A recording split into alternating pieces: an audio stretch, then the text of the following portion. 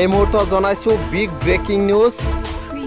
ক্ৰমাৎ ভয়ংকৰ হৈ পৰিছে বাঘজানৰ জুই। আমি দৃশ্য দেখুৱাই আছোঁ।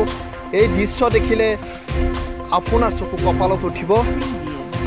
এক প্ৰকাৰ মানৱ জাতিৰ ওপৰত যেন ৰুষ্ট হৈছে প্ৰকৃতি। আমি দেখুৱাই আছোঁ এক্সক্লুচিভ ভিজুৱেল।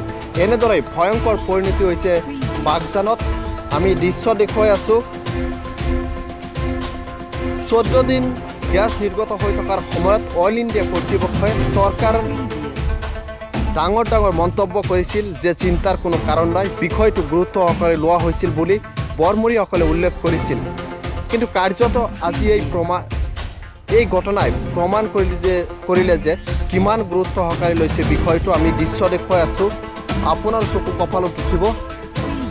আৰু এফালৰ পৰা চৰকাৰ কৰিছে অঞ্চলসমূহ আমি দেখুৱাই আছোঁ কিমান ভয়ংকৰ হৈছে বাঘজানৰ জুই। আৰু এই দৃশ্য দেখিলে আপোনাৰ চকু কপালত উঠিব।